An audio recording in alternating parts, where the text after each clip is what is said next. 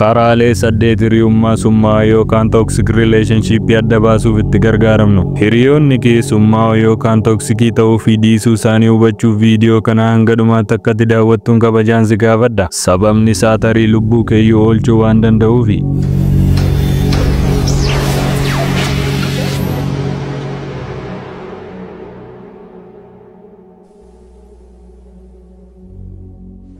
Osoo gara mata duree keenya guyyaa irratti hin darbin dura chaanaalii kanaaf haaraa yoo taate bakka gara chaanaalii kanaatti nagaan dhufte. Chaanaaliin kun bakka itti tuutooriyaaliiwwan gosa barnootaa garaagaraa fi wantoota jireenya kee kallattii hundumaan jijjiiruu danda'an itti argattudha. Kanaaf kallattii hundumaan jijjiiramuuf qophii yoo taate sabiskiraayib godhi. Amma kallattumaan gara mata duree keenya guyyaa irratti waliin haa dabarru.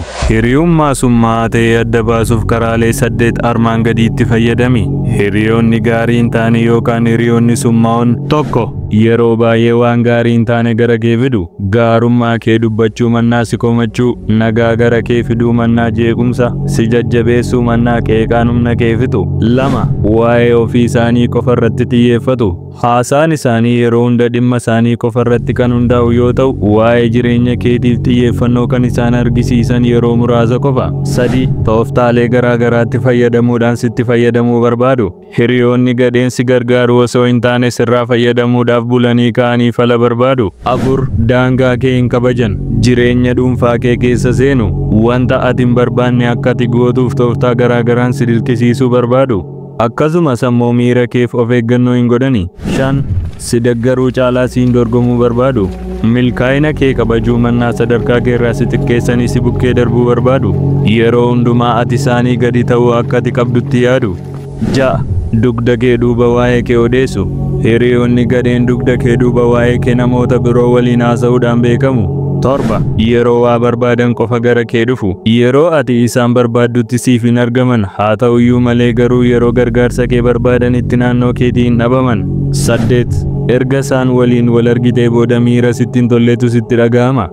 Gammachuu fi isaan biratti akka gatii qabdu sitti dhaga'amu mannaa yeroo baay'ee dadhabbii, yaaddoo fi isaan biratti barbaachisaa akka hin taanetu sitti dhaga'ama. Kana jechuun isaan waliin dabarsuun kisaaraa guddaadha jechuudha. Mallattoowwan kana yeroo hedduu irra deddeebitee nama tokko irratti yoo argite, yeroodhaa waa'ee walitti dhufeenya keessanii irra deddeebitee gadi fageenyaan madaaltii daangaa mataa keetii kaa'achuu danda'utu sirra jiraata. Hubannoo dabalataa argatteetta yoo ta'e viidiyoo kana laayikii godhi. Yaada qabdu kamiin iyyuu koomentii gochuu hin dagatin. Beekumsawwanii fi ergaawwan jireenya kee jijjiiruu fi hubannoo keessiif dabaluu danda'an akkasii yeroo yeroon argachuuf sabiskiraayib godhi. Hanga yeroo taanutti nagaan turi.